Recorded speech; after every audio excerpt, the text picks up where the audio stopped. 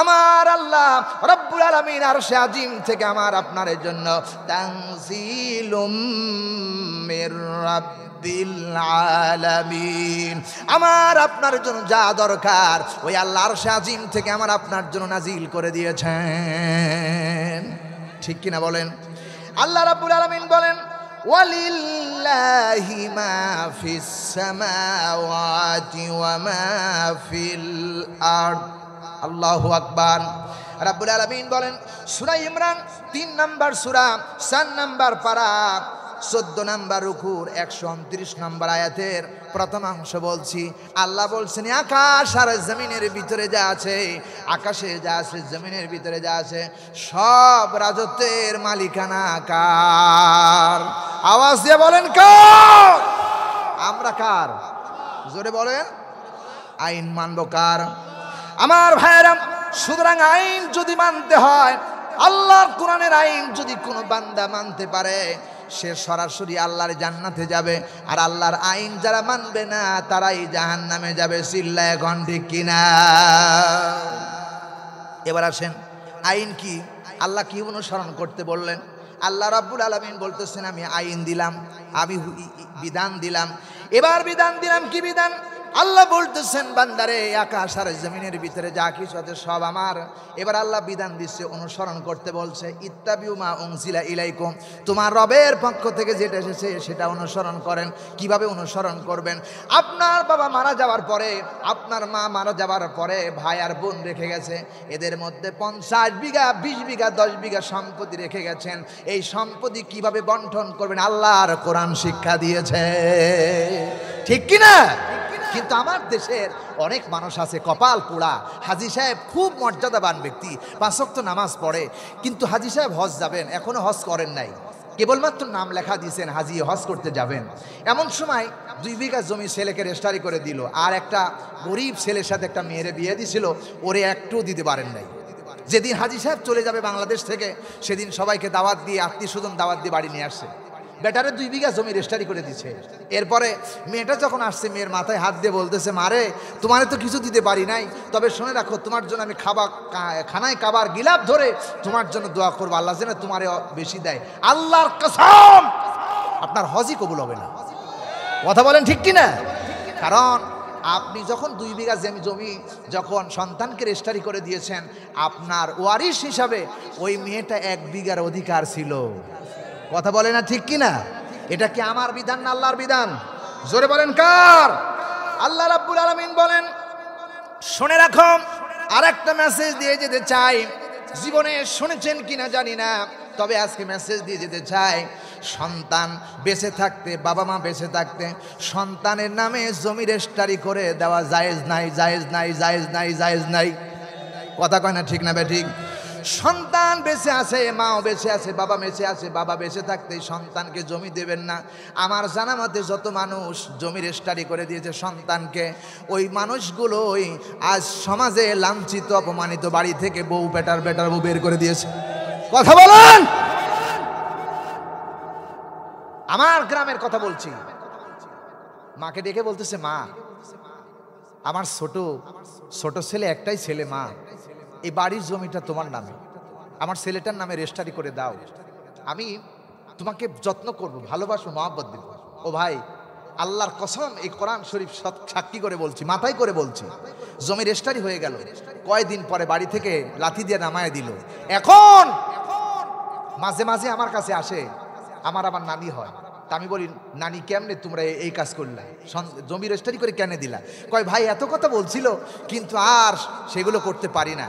কিন্তু এখন দেখা গেল ভাই যেখানে বসবাস করে সেখানে কুত্তাও বসবাস করে না, এমন একটা জায়গার মধ্যে বসবাস করে। সোনার ভাইরা শুনে রাখো, আল্লাহ কোরআনে কারীমের মধ্যে বলেছেন লিররিজালি নাসিবুম মিম্মা তারাকাল ওয়ালিদাইন ওয়াল আকরাবুন। আল্লাহ বলছেন সন্তান, বাপ মা মারা যাবার পরে যে সম্পত্তি রেখে গেল, সেই সম্পত্তির ওয়ালিন নিসাই নাসিবুম মিম্মা তারাকাল ওয়ালিদাইন, সন্তান এবং মা মারা যাওয়ার পরে যে সম্পদ রেখে গেছে, এখানে কিন্তু মা মারা যাওয়ার পরে যে সম্পদ রেখে গেছে তার ওয়ারিশ নারী এবং পুরুষ উভয়ের রয়েছে। চিল্লায় কোন ঠিক কিনা? আল্লাহ কিন্তু বলেন নাই যে বেঁচে থাকতে দাও, একথা আল্লাহ বলেন নাই। মা বাবা মারা যাবার পরে সে সম্পদ রয়েছে, সেই সম্পদটি আপনি আল্লাহর কোরআন বিধান অনুযায়ী বন্টন করে দিয়েছেন। এই বন্টন করেছেন কে? আসতে বলেন না কে? তাহলে সম্পদ বন্টন করতে গেলে আইন মানতে হবে কার? জোরে বলেন কার? আল্লাহ রাব্বুল আলামিন বলেছেন,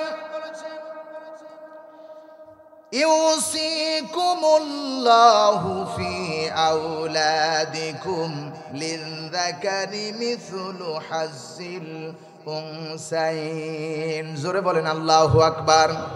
আল্লাহ রাব্বুল আলামিন বলতেছেন, শুনে রাখো, কুরআনুল কারীমের ভিতরে আল্লাহ রাব্বুল আলামিন বলতেছেন, সূরা নিসা 4 নম্বর সূরা 4 নম্বর পারা 2 নম্বর উপর 11 নম্বর আয়াতের প্রথম অংশ বলছি।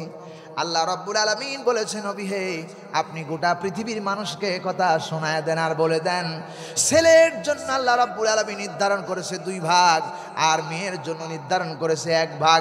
হাজী সাহেব সন্তানকে রেজিস্ট্রি করে দিলেন, মেয়েকে দিলেন না। কাবা ঘরের জন্য দোয়া করবেন, আপনার দোয়া আল্লাহর দরবারে করছিন কালেও মঞ্জুর হবে না, কারণ আপনি হলেন জালেম, জুলুমকারী। এই জুলুম আমাদের দেশে আছে না নাই? এই তবে বাংলাদেশের এই জিনাদার নাই, হ্যাঁ?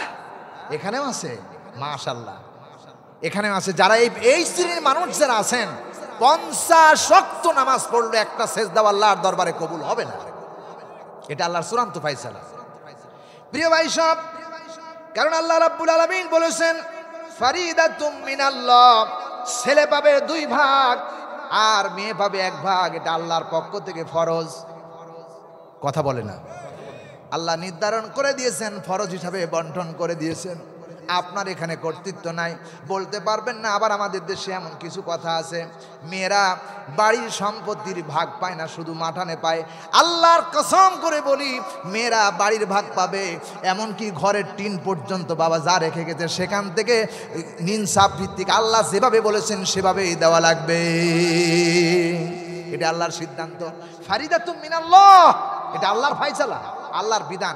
যদি কেউ এভাবে করতে পারলো না, আল্লাহ কোরআন শরীফে বলেছেন, আল্লাহ রাব্বুল আলামিন বলেছেন, ওয়ামান লাম ইয়াহকুম বিমা আনজালাল্লাহু ফাউলাইকা হুমুল কাফিরুন। জোরে বলুন আল্লাহু আকবার। আল্লাহ রাব্বুল আলামিন বলেন, সূরা মাইদা 5 নম্বর সূরা 6 নম্বর পারা, আল্লাহ রাব্বুল আলামিন সুন্দর করে ডাক দিয়ে বলেছেন, বান্দারে। এখানে আল্লাহ তাআলা 44 নম্বর, 45, 47 নম্বর আয়াতের শেষের অংশের ভিতরে কথা বলেছেন। কয়েকটি আয়াতের ভিতরে আল্লাহ বলেছেন, কোন জায়গায় বলেছেন কাফিরুন, কোন জায়গায় বলেছেন জালিমুন, কোন জায়গায় বলেছেন মুনাফিকুন। আল্লাহ রাব্বুল আলামিন বলেছে, যারা আল্লাহর কোরআন অনুযায়ী বিচার ফায়সালা করে না, আল্লাহ রাব্বুল আলামিন বলেছে তারাই কাফের, তারাই ফাসিক, তারাই জালেম। চিল্লায় এখন ঠিক কিনা? আমরা কি জালেম হতে চাই না আল্লাহর কোরআন দিয়ে বিচার করতে চাই? প্রিয় ভাই সব, সুতরাং এই বিচারের ব্যাপারে এখানেই শেষ নয়। তাহলে সম্পত্তির ব্যাপারে বন্টন যিনি করেছেন তিনি হুদুদ আল্লাহ, তিলকা হুদুদ আল্লাহ। আল্লাহ বিধান দিয়েছে, আল্লাহর বিধান অনুযায়ী যদি ফায়সালা করতে না পারি, কিয়ামত পর্যন্ত হজ করলে, নামাজ পড়লে, রোজা রাখলেও আল্লাহর দরবারে একটা হজ, একটা রোজা, একটা সিজদাও কবুল হবে না। এ কথা কি আমি শাহাদাত হোসেন বাড়ির না আল্লাহর? আরো জোরে বলেন কার? সুতরাং আল্লাহর বিধান মানতে হবে। আল্লাহ যেন আমাদের তৌফিক দান করে। জোরে বলেন আল্লাহুম্মা আমিন। 2 নাম্বার প্রশ্ন, আল্লাহ রাব্বুল আলামিন কেন বলেছেন, কেন বলেছেন এই কথা আল্লাহ বললেন? আল্লাহ বলেন, হাযা বাসাইরু লিন-নাসি ওয়া হুদাও ওয়া রাহমাতুল লিকাউমিন ইউকিনুন। আল্লাহু আকবার। আল্লাহ রাব্বুল আলামিন বলেন, সূরা জাসিয়া 45 নাম্বার সূরা 25 নাম্বার পারা 2 নাম্বার উপর 20 নাম্বার আয়াতে কারিমা বলছি। আমি শাহাদাত হোসেন বাড়ি যদি বানিয়ে কথা বলি, বাড়ি যা কোরআন শরীফ খুলে মিলাবেন, আর সব রেকর্ড হচ্ছে। আল্লাহ রাব্বুল আলামিন বলছেন, হাদা ইয়া বাসাইরুল লিন-নাস, এই কোরআন শরীফটা আমি গোটা পৃথিবীর মানুষের জন্য এটা হুদা এবং রহমত করে আমি আল্লাহ রাব্বুল আলামিন তৈরি করেছি, পাঠিয়েছি। জোরে বলেন সুবহানাল্লাহ। অন্যত্র বলেছেন, হাদা বায়ানুল লিন-নাস।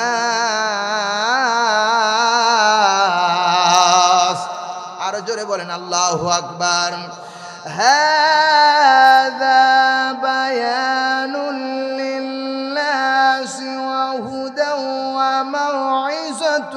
লিলমুত্তাকিন।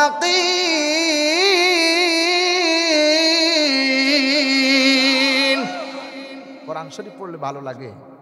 কার কার ভালো লাগে না দেখি হাত তোলে।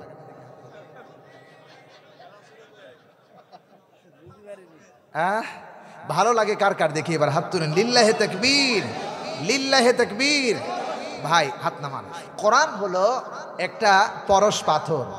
কোরআন শুনে যদি কারো ভালো না লাগে তাহলে বুঝতে হবে তার ঈমান এখনো পয়দা হয় নাই। আর যার কোরআন শুনে ভালো লাগে বুঝতে হবে তার কিছু না কিছু ঈমান রয়েছে। সিল্লাহ বলেন ঠিক কি না? তবে এখানে আমরা যারা আছি সবার ঈমান আছে ইনশাআল্লাহ। বলবো নাকি একটু? দেখবেন কারি আবু রায়হান যখন রমজান মাস আসে, দেখবেন রমজান মাসে তারাবি খতম, তারাবিতে যখন পড়ে তেলাওয়াত করে তখন এইভাবে তেলাওয়াত করে, أعوذ بالله من الشيطان الرجيم بسم الله الرحمن الرحيم الحمد لله رب العالمين الرحمن الرحيم مالك يوم الدين إياك نعبد وإياك نستعين اهدنا الصراط المستقيم صراط الذين أنعمت عليهم غير المغضوب عليهم ولا الضالين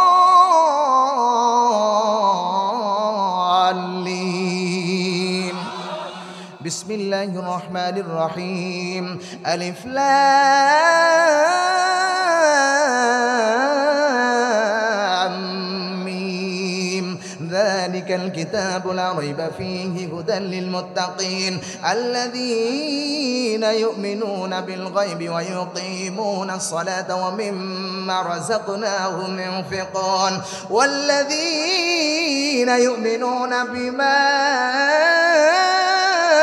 أنزل إليك وما أنزل من قبلك وبالآخرة هم يوقنون أولئك على هدى من ربهم وأولئك هم المفلحون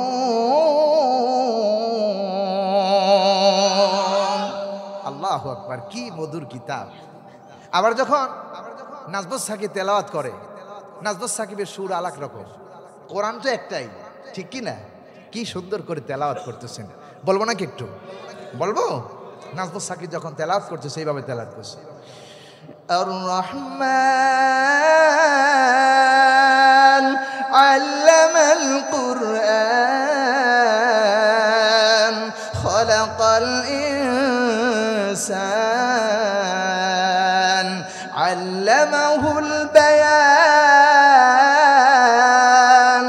الشمس والقمر بعسبان والنجم والشجر يسجدان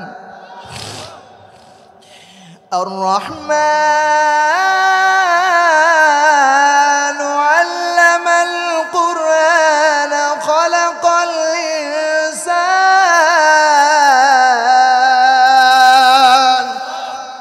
আবার যখন একটু কণ্ঠ দিয়ে চেঞ্জ করে যখন জোরে কেরাত করে তখন এও বলে فبأي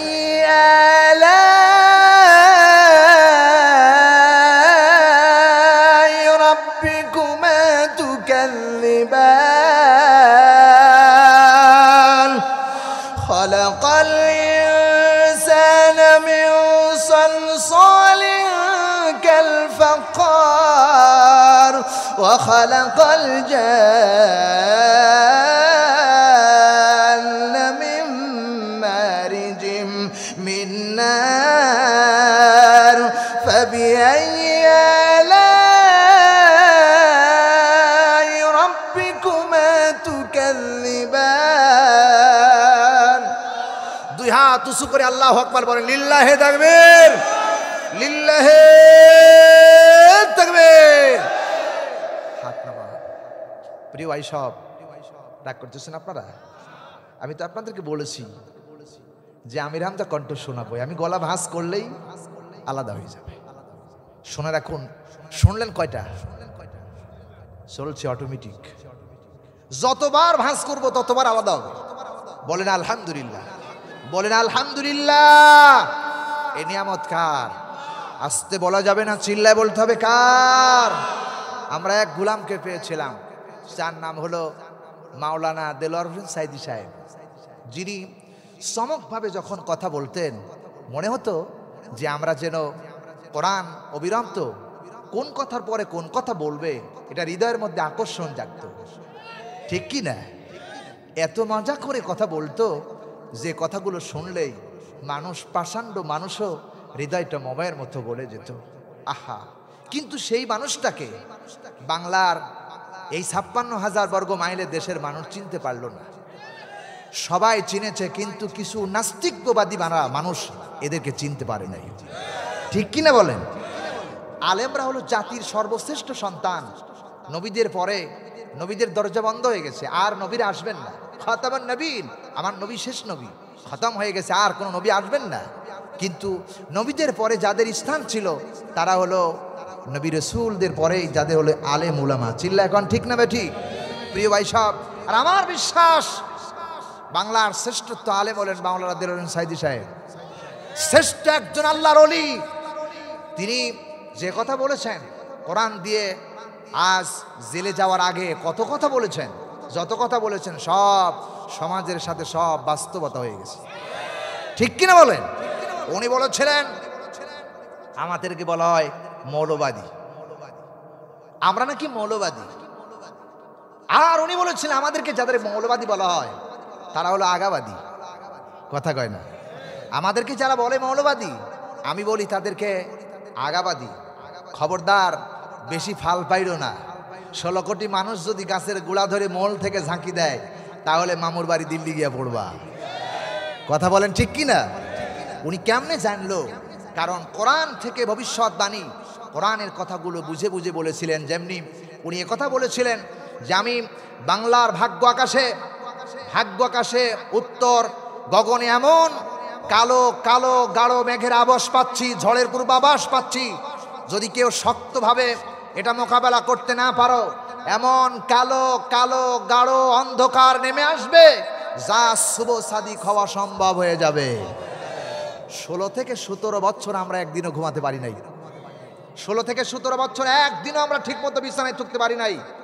আমার সামনে বসা একটা ছেলে, কলিজার টুকরা সন্তান, আমার কলিজার টুকরা সন্তান, কোরআনের 30 পারা হাফেজ, কোরআনের 30 পারা কোরআনের হাফেজ। 7 থেকে 8টি মাস আমার চেহারাই দেখতে পারে নাই। আমার বাড়িঘর সব রামদাও দিয়া কুবাইয়া সব ছাপা করে ফেলছিল। আমি তাদেরকে কিচ্ছু বলি নাই। এখন তারা আমাদের ডানার তলে এসে বলে, ভাই আপনারা যদি সাহায্য না করেন আমাদের বাঁচার কোনো উপায় নাই। আমি বলেছি আমার সাহায্য নয়, সাহায্য চাইতে হবে আল্লাহর কাছে, ঠিক কিনা বলেন? আমি তাই বলি প্রিয় ভাই সব, যেহেতু আল্লাহ বলেছেন তিলকা হুদুদুল্লাহ, বিধান হচ্ছে আল্লাহর, নিয়ম হচ্ছে পদ্ধতি আল্লাহর, সুতরাং আওয়ামী লীগ ভুলে যান, বিএনপি ভুলে যান, জাতীয় পার্টি ভুলে যান, জামাত ইসলাম ভুলে যান, সরসিনা ভুলে যান, আট্রসি ভুলে যান, দেওয়ানবাগি ভুলে যান, সব ভুলে দলাদলি ভুলে গিয়ে সবাই আল্লাহর এক কোরআনকে আঁকড়িয়ে ধরি আগামী নির্বাচনের জন্য বাজেট করি আল্লাহর কোরআন যেন পার্লামেন্টের সংবিধান হয়। কারা রাজি আছো? দুই হাত তুলে আল্লাহরে দেখাও।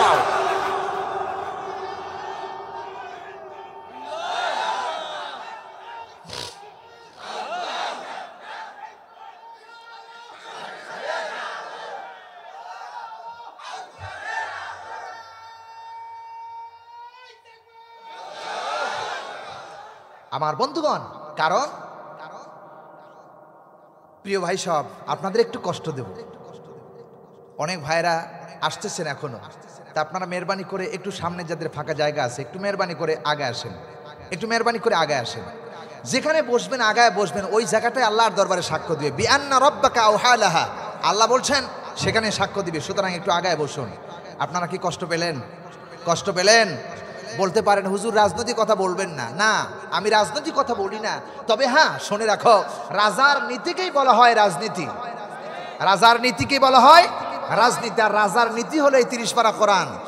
আমার দেশের প্রধানমন্ত্রী, সাবেক প্রধানমন্ত্রী খালেদা জিয়া, আর বর্তমান সাবেক প্রধানমন্ত্রী আরেকজন পালায়া প্রধানমন্ত্রী, কি নাম বলেন আপনারা? লজ্জা লাগে? যখন অন্যায় করতে পারো তখন লজ্জা লাগে না? প্রিয় ভাই সব, আরো প্রধানমন্ত্রী আছে যারা হলেন 56,000 বর্গ মাইল দেশের প্রধানমন্ত্রী, আর আমার আল্লাহ গোটা আকাশ এবং জমিনের সকল কিছুর প্রধানমন্ত্রী। কথা কয় না ঠিক কিনা? সেই আল্লাহ কোরআন শরীফের মধ্যে বলেছেন, ও আমার সোনার ভাইরা, আল্লাহ বলছেন ওয়ানজালনা ইলাইকুম নূরাম মুবিনা। সমাজে যত অন্ধকার আছে, শিরকের অন্ধকার, বিদআতের অন্ধকার, জাহিলিয়াতের অন্ধকার, মানুষ তৈরি করা আইনের অন্ধকার, যত প্রকারের অন্ধকার আছে, আমি আল্লাহ কোরআনটাকে নাজিল করেছি অন্ধকারকে আলোর বর্ষিত করার জন্য, অন্ধকারকে দূর করে আলো প্রতিষ্ঠিত করার জন্য। সুতরাং কোরআনের নূর যখন পার্লামেন্টে যাবে, এদেশ থেকে জেনা বন্ধ হয়ে যাবে, চুরি বন্ধ হয়ে যাবে, ডাকাতি বন্ধ হয়ে যাবে, পাথর দিয়ার মানুষ হত্যা হবে না। কথা কয় না ঠিক কি না? প্রিয় ভাই সব, সুতরাং কোরআনের রঙে রঙিন করে এই জমিনটাকে তৈরি করতে হবে। এ কথা আমার নয়, আল্লাহ বলছেন আকিমুস সালাহ, নামাজ প্রতিষ্ঠা করো। ওই কোরআনের ভিতরে বারবার বলেছেন আকিমুদ্দিন, কোরআন প্রতিষ্ঠা করো, আল্লাহর দিন প্রতিষ্ঠা করো, আল্লাহর আইন প্রতিষ্ঠা করো। কথা বলেন কি আমরা কি মুসলমান না? প্রিয় ভাই সব, আমাদেরকে রাহবার নাম ধরেই বললাম। বর্তমান 3 বছরের জন্য আবার আমির নির্বাচিত হয়েছে ডক্টর শফিকুর রহমান। কথা বলেন না কেন? এই 3 বছরের মধ্যে বিদেশ থেকে 10-11 জন কূটনীতি এসেছিলেন, দুদক এসেছিলেন। তারা এসে ডক্টর শফিকুর রহমানকে বলেছেন যে স্যার, আপনি বাংলাদেশে যদি ইসলাম প্রতিষ্ঠিত হয়, যদি ইসলাম ক্ষমতায় যায়, জামাত ইসলাম যদি ক্ষমতায় যায়, তাহলে আপনারা দেশটা চালাবেন কি দিয়ে? উনি বলেছেন, আমি আমার এই দেশটাকে আমার নীতি দিয়ে চালাবো না, আমি চালাবো আল্লাহর 30 পারা কোরআন দিয়ে। আর একটু আওয়াজ দিয়ে বলেন। আচ্ছা বলেন তো, এই কোরআন কি খালি জামাত ইসলামের, বিএনপির, জাতীয় পার্টির, খ্রিস্টানের, বৌদ্ধ, মুসি, মুসলমান, কাদের? হুদাল্লিন্নাস, হুদাল্লিন্নাস, গোটা পৃথিবীর সকল মানুষের জন্য কোরআনের সংবিধান। সুবহানাল্লাহ বলতে ইচ্ছা হয় না? উনি বলেছেন আমি কোরআন দিয়ে রাষ্ট্র চালাবো। ভালো কথা, শুনে রাখেন, আপনি দেশটারে কোরআন দিয়ে চালাবেন, নারীরা যারা আছে নারীদের কেমনে চালাবেন? উনি বলেছেন কোরআন যেভাবে নারীদেরকে চালাতে বলেছে ওইভাবেই চালাবেন। আরেকটা আওয়াজ দিয়ে বলেন। আবার বলা হলো যে আপনি বাংলাদেশে অসংখ্য গার্মেন্টস রয়েছে, গার্মেন্টসের শ্রমিক রয়েছে, সেখানে নারী এবং পুরুষ। তাহলে আপনি গার্মেন্টসের শ্রমিকদের কেমনে দেখবেন? তাদেরকে চাকরি কি বন্ধ করে দেবেন? গার্মেন্টস কি বন্ধ হয়ে যাবে? না, উনি বলেছেন গার্মেন্টস চলবে, গার্মেন্টসের গতিতে গার্মেন্টস চলবে, স্বকীয়ভাবে চলবে, স্বকীয়ভাবে চলবে। তবে হ্যাঁ, গার্মেন্টসে নারীরা চাকরি করবে, পুরুষেরা চাকরি করবে, তবে সেক্টর হবে আলাদা আলাদা। আগুন আর খ্যার যদি এক জায়গায় থাকে, অ্যাক্সিডেন্ট হওয়ার সম্ভাবনা আছে না নাই? যদি আলাদা আলাদা থাকে, এটা সম্ভাবনা নাই। তাহলে এইভাবে যদি দেশ চলে, নারী তাকে আবার জিজ্ঞেস করা হলো, আপনার আর একটা কথা বলতে চাই, নারীদেরকে আপনারা বলেছেন তালাবদ্ধ করে রাখবেন। শফিকুর রহমান বলেছেন, আমার কি এত টাকা হয়েছে যে আমি তালা কিনে সবার ঘরে দিয়ে লাগাই দেব? আমি এটা করব না। আমি করব কি? নারীরা যদি ইসলাম ক্ষমতায় যায়, দুটো জিনিস পাবে। একটা হলো তার আত্মমর্যাদা পাবে, সম্মান পাবে, একটা সম্মান পাবে, আর নিরাপত্তা পাবে। আরেকটা আওয়াজ দেন। একটা হলো সম্মান, আর একটা হচ্ছে নিরাপত্তা। তার মানে কি?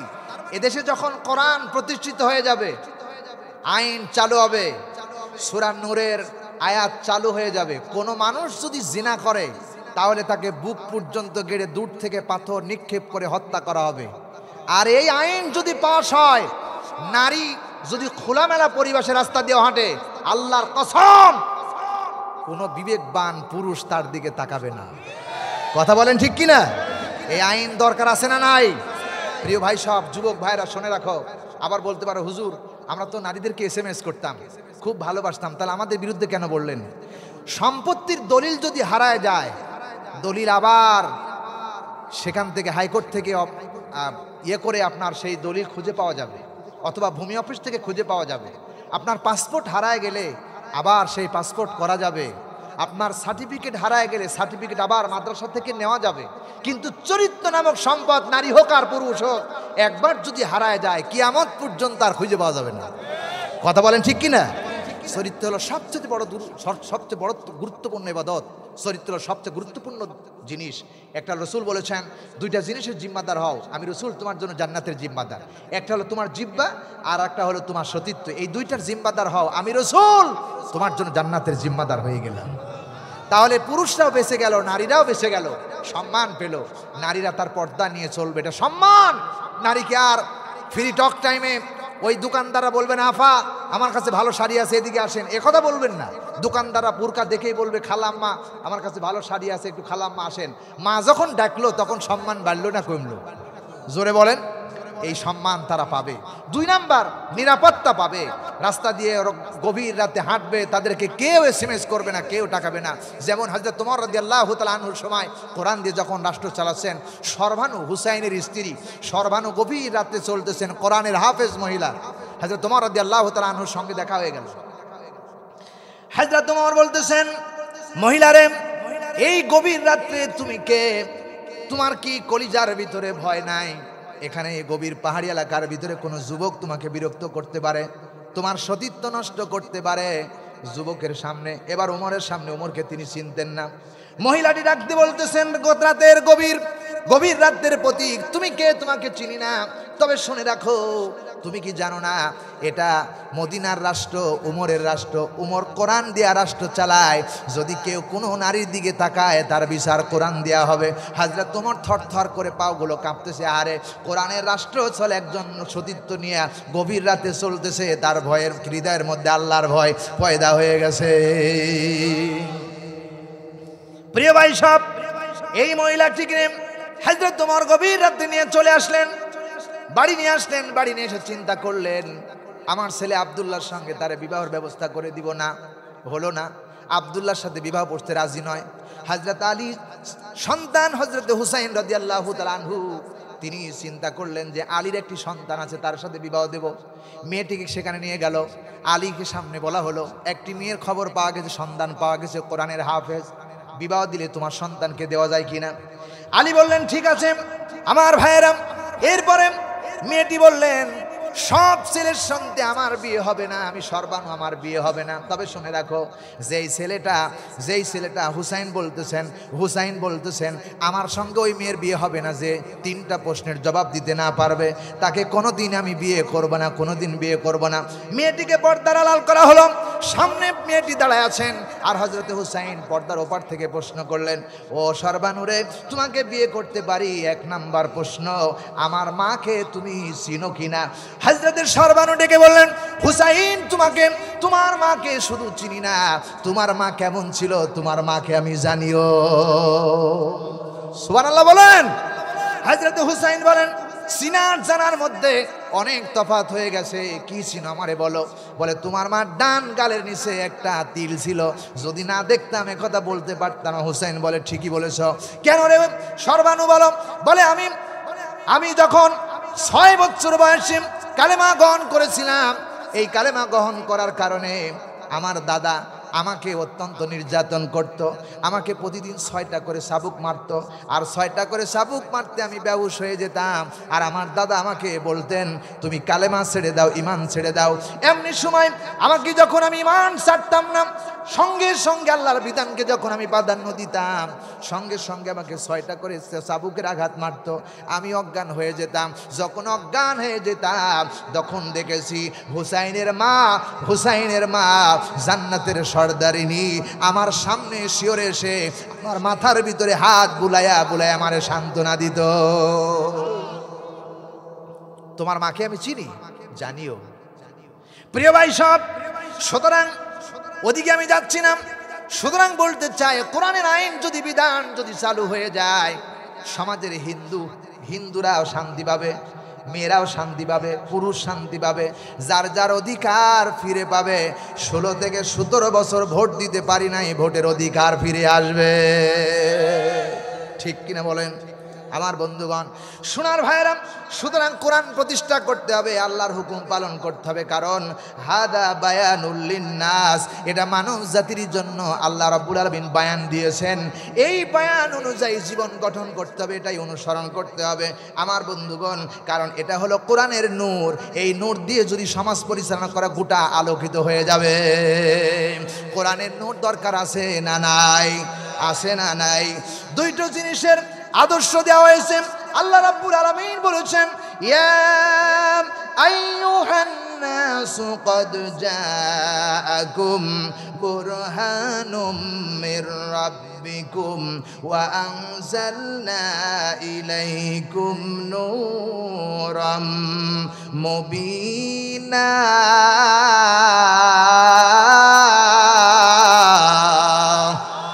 আরো জোরে বলেন আল্লাহু আকবার। ইয়া আইয়ুহান নাসু ক্বাদ জাআকুম বুরহানুম মির রাব্বিকুম ওয়া আনজালনা ইলাইকুম নূরাম মুবিনা।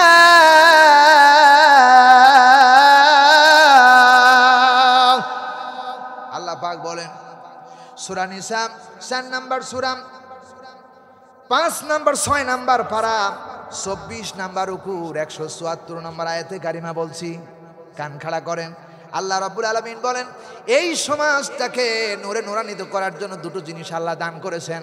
একটা হলো আমার রসূল, আর 2 নাম্বার হলো কোরআনে কারীম, যার চরিত্র ছিল আকাশচুম্বী। সেই নবীর উপরে আল্লাহ তাআলা ভেজাল মুক্ত একটি কোরআন দান করেছেন। নবীর চরিত্র ছিল ভেজাল মুক্ত, আর কোরআন নাজিল করেছে ভেজাল মুক্ত। এই সমাজে যদি কোনো মানুষ নবীর চরিত্র আর কোরআনের চরিত্র গঠন করতে পারে, এই সমাজ থেকে ভেজাল মুক্ত হয়ে যাবে।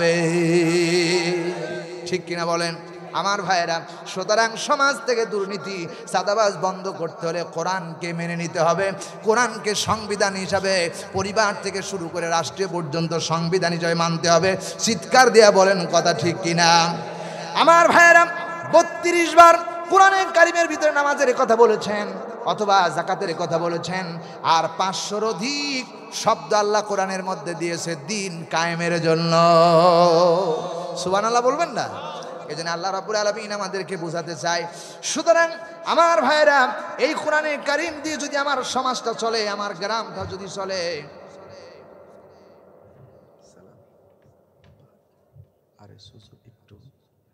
জি আলহামদুলিল্লাহ। সম্মানিত ভাইরা, আপনারা কি রাগ করতেছেন? কষ্ট হচ্ছে? প্রিয় ভাই, স্যার একটু বলবো নাকি আমার বন্ধুগণ? তবে সময় তো অনেক চলে গেছেন। আল্লাহ রাব্বুল আলামিন আমাদেরকে যেন এই কোরআনের জন্য কবুল করে, জোরে বলেন আল্লাহুম্মা আমিন। এই কোরআনের সমাজ কেন, এই কোরআনের সমাজ কায়েম করবেন? এই কোরআনের সমাজ কেন কায়েম করবেন? আল্লাহ রাব্বুল আলামিন কোরআনে কারীমের মধ্যে সম্মান দিয়েছে। সম্মান যারা মানবে তারাও সম্মান পাবে। আল্লাহ রাব্বুল আলামিন বলেন, ইন্নাহু লাকুরআনুন কারীম, নিশ্চয় আমি আল্লাহ যে সংবিধান তোমাদের কাছে পাঠিয়েছি এটা নিশ্চয়ই এক মহা সম্মানিত কিতাব। চিল্লায় এখন ঠিক কিনা? এই সম্মান কেমন সম্মান আল্লাহ দিয়েছেন আমার বন্ধুগণ? সম্মান হলো কোরআনের। এই সম্মান কেমন সম্মান?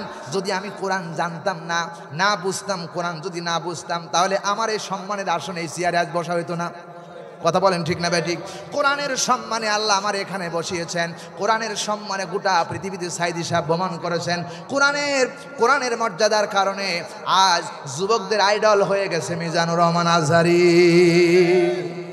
প্রিয় ভাই সাহেব, এই কোরআনে কারীম শুধু এখানেই সম্মান শেষ নয়। আমার কথা বাদ দিলাম, আল্লাহ রাব্বুল আলামিন বলেছেন এই কোরআনুল কারীম যখন দোকানে ছিল, এই কোরআনের সম্মান আল্লাহ দান করেছে। দোকানে কোনো গিলাফ ছিল না, বিক্রয় হয়ে গেল।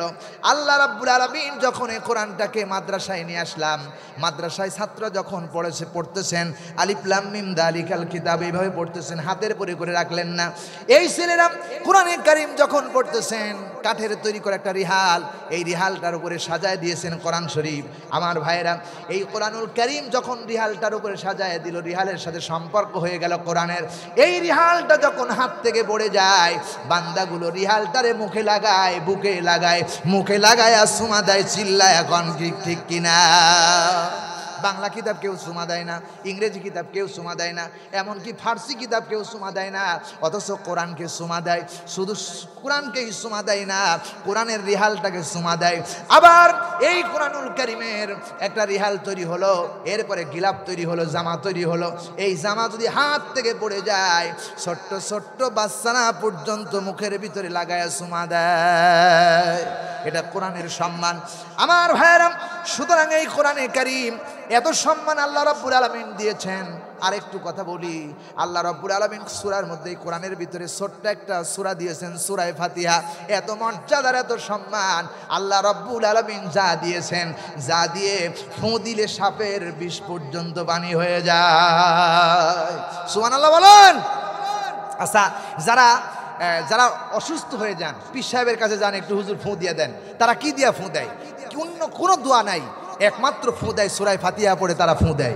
বিশ্বাস যাদের আছে, ওই বিশ্বাসের এখানে কোরআনের মর্যাদার কারণে তাদের রোগ ভালো হয়। কথা কয় না, ঠিক কিনা? তার বাস্তব প্রমাণ আমি। আমার ছোট বোন ডেলিভারি হবে, দিন চলে গেছে, রাত চলে গেছে, ডেলিভারি হয় না। বোন দেখছি জিব্বায় কামড়ায়া মৃত্যুর সাথে পাঞ্জা লড়তেছে। ডাইনি আমারে বললো, ভাই সন্তান তো ডেলিভারি হয় না, কি করা যায়? বড় ডাক্তার নিয়ে আসা হোক। আমি গ্রামের একটা ডাক্তার নিয়ে আসলাম। ডাক্তার এসে বললেন, ভাই আমার দ্বারা সম্ভব না, বড় ডাক্তার নিয়ে আসলাম। আমি বললাম, আজ কোনো ডাক্তারের কাছে আর যাব না, ওই সেই মহান স্রষ্টা আল্লাহর ডাক্তারের কাজ করব। আমি ঘরের ভিতরে গিয়ে একটা গিলাস নিলাম, গিলাস নিয়ে একটু পানি উঠাইয়া গিলাসের মধ্যে পানি ভর্তি করে সূরা ফাতিহা পড়ে ওই পানির মধ্যে ফু দিলাম। দেওয়ার পরে আমার বোনটাকে খাওয়াই দিলাম।